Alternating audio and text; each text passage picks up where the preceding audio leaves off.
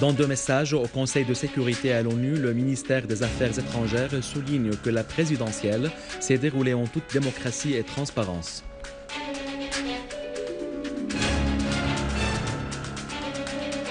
Attentat terroriste à Homs au moment où l'armée poursuit ses opérations à Latakia et Alep.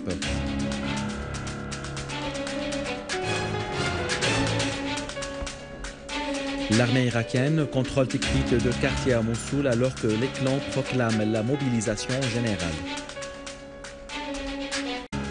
La Syrie condamne les actes terroristes commis en Irak et affirme son soutien au gouvernement en Irak.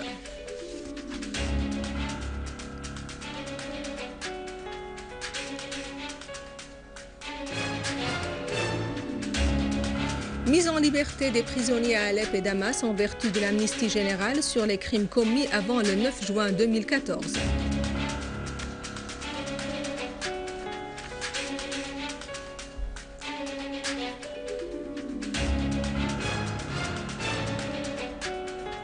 L'Iran réaffirme ses positions soutenant la Syrie dans sa guerre contre le terrorisme.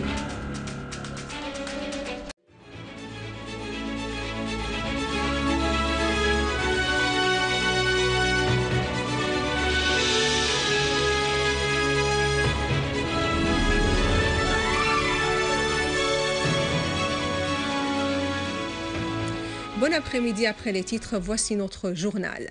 Le président Bachar al-Assad a reçu 2 télégrammes de félicitations du président de la République de l'Union de Myanmar, Thein Sein, et du président par intérim de la République d'Abkhazie, Valery Gamba, à l'occasion de sa victoire à la présidentielle. Le président Thein a émis l'espoir de voir une consolidation des relations d'amitié entre les deux pays dans les années à venir. Pour sa part, Gamba a exprimé sa confiance dans le fait que l'élection du président al-Assad pour un nouveau mandat constitutionnel renforcera la paix en Syrie et la position de celle-ci au niveau international, indiquant qu'il porte un grand intérêt à l'établissement des relations d'amitié entre les deux pays. Le président Bachar al-Assad a reçu des télégrammes de félicitations de la part du ministère des Affaires étrangères de la République populaire de Donetsk, des partis, des commissions et des personnalités arabes et internationales pour sa victoire à la présidentielle. Les télégrammes font savoir que l'appui remarquable des électeurs au président al-Assad confirme que les Syriens votent pour la politique de lutte antiterroriste et de la sauvegarde de la souveraineté et de l'unité des territoires syriens. Le ministère des Affaires étrangères et des expatriés a affirmé que l'Irak fait l'objet des actes terroristes qui s'inscrivent dans le cadre d'une conspiration mondiale visant les deux peuples irakiens et syriens. Dans un communiqué, le ministère a fait savoir que la Syrie condamne ces actes terroristes et exprime son appui au gouvernement, à l'armée et au peuple irakien face aux terroristes. Le terrorisme qu'affronte l'Irak est le même qui vise la Syrie, a fait savoir le ministère. Le ministère a ajouté que la Syrie, qui insiste sur sa détermination à la lutte antiterroriste et à la poursuite de la défense du peuple syrien, réitère sa solidarité avec l'Irak et sa disposition à collaborer avec lui pour faire face au terrorisme. Le ministère des Affaires étrangères et des expatriés a adressé 2 messages identiques au président du Conseil de sécurité et au secrétaire général de l'ONU au sujet des élections présidentielles en Syrie. Le ministère souligne que les élections se sont déroulées dans des ambiances de démocratie et de transparence avec une participation large et imprévue des citoyens. Cela a mis en échec toutes les tentatives de certains pays de déformer l'image de ces élections, ajoute le ministère, faisant noter que les allégations selon lesquelles les élections auraient constitué un obstacle devant la solution politique de la crise en Syrie ont été complètement éliminées. Dans un communiqué, le ministère appelle la communauté internationale à respecter la volonté du peuple syrien dans le choix de sa direction et dans la détermination de son avenir. Et la communauté internationale devait se ranger aux côtés du peuple syrien face au terrorisme, ajoute le ministère. Le correspondant de Sana Homs a indiqué qu'un attentat terroriste à la voiture piégée s'était produit à proximité des logements des agents de police dans le quartier de Wadi Dahab, faisant, selon des informations préliminaires, 7 martyrs et 25 blessés, dont des femmes et des enfants.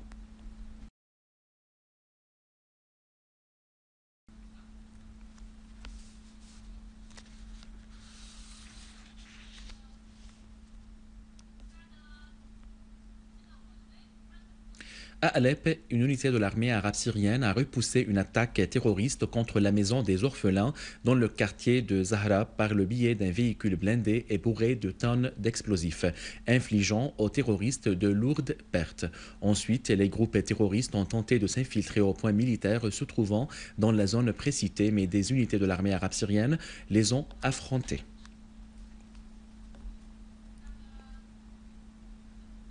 Dans la banlieue nord de l'Latakia, l'armée arabe syrienne a pris le contrôle de trois collines à Slimfa, abattant plusieurs terroristes et détruisant leurs armes. À noter que ces collines sont parmi les sites stratégiques les plus importants car elles donnent sur de nombreux villages dans la banlieue nord-est de l'Latakia. À Alep, les forces armées ont fait face à une tentative des terroristes d'attaquer l'orphelinat de Layramoun et l'association Zaha, faisant un grand nombre de tués et de blessés parmi eux et détruisant leurs véhicules blindés. Des unités de l'armée ont également mis en échec une attaque terroriste contre le village de Aziza et aux alentours de la brigade de défense aérienne à Azan, leur causant de lourdes pertes. De même, des rassemblements de terroristes et un entrepôt de munitions et d'engins explosifs ont été visés par des unités de l'armée dans plusieurs régions et dans l'ancienne ville d'Alep. À Hama, les services spécialisés ont saisi une voiture de type Kia chargée de missiles, des obus de mortier et des matières explosives. Les armes ont été dissimulées sous des fruits et des légumes à bord de la voiture. Et à Morek, banlieue de Hama, des unités de l'armée ont tué et blessé des terroristes après avoir détruit leur cache. À Daraa, des unités de l'armée arabe syrienne ont abattu de nombreux terroristes et blessé d'autres dans la localité de Saïda, dans la banlieue est du gouvernorat, détruisant des armes et des munitions qui étaient en leur possession. En outre, des unités de l'armée arabe syrienne ont visé des rassemblements des terroristes à l'est de l'école de Zenobi, au camp de Nazihin, et à la périphérie du réservoir de la météorologie à Daraa Balad, tuant plusieurs terroristes et détruisant leurs armes.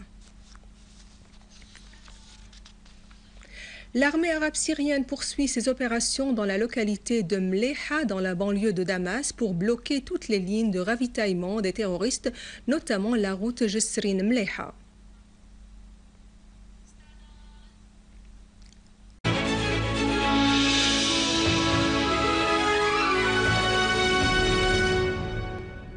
En application des dispositions du décret législatif numéro 22 de l'an 2014 portant amnistie générale sur les crimes commis avant le 9 juin 2014, 274 prisonniers ont été élargis de la prison centrale de Damas.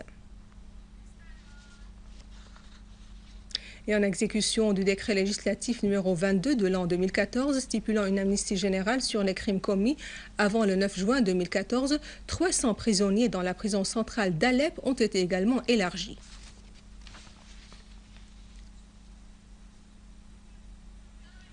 Dans une déclaration correspondant de Sana, le procureur général à Alep, Brahim Hilal, a indiqué que l'on a décidé de relâcher 300 prisonniers de la prison centrale d'Alep, ajoutant que la décision a été prise après la formation de 2 comités judiciaires en vue d'examiner la situation des prisonniers sur directive du président Bachar el-Assad.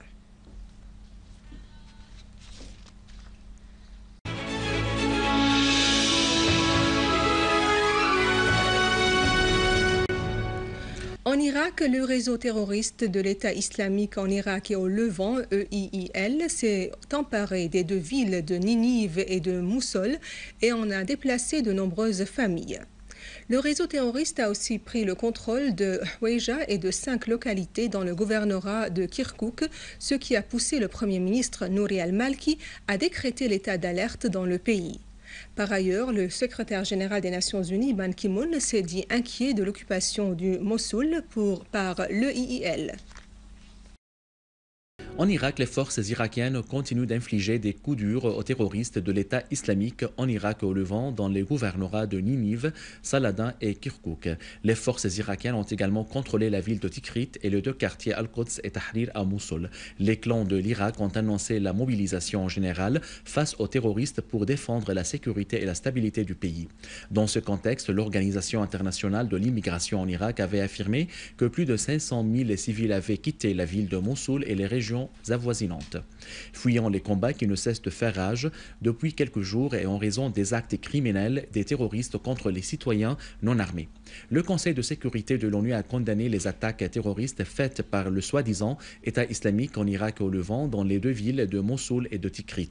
Le Conseil de sécurité s'est dit inquiet du sort des centaines de milliers d'Irakiens qui ont été poussés à l'exode à Mossoul.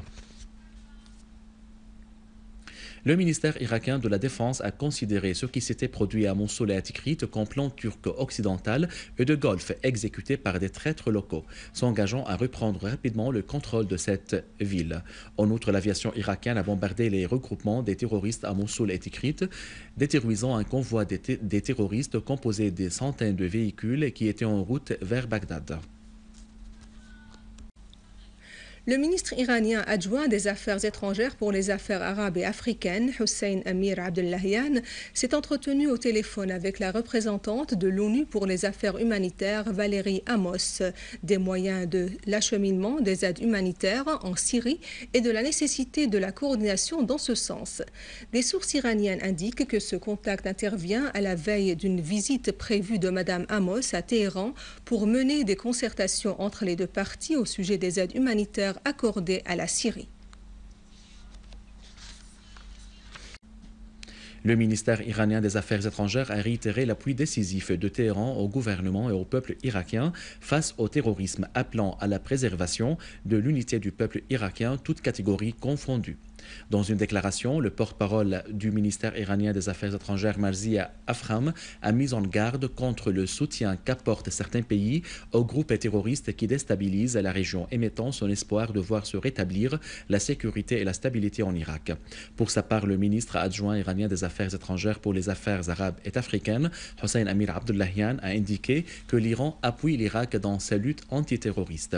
Il a exprimé sa confiance en la capacité des forces armées irakiennes à liquider les terroristes et les takfiristes en Irak. Mesdames et messieurs, c'était notre journal d'aujourd'hui. Merci de l'avoir suivi. Au revoir. Ainsi s'achève ce journal. Je vous remercie de l'avoir suivi. Passez une excellente journée sur notre chaîne. Mais avant de vous quitter, un petit rappel. Vous pouvez revoir ce journal sur syriaonline.sy. Au revoir.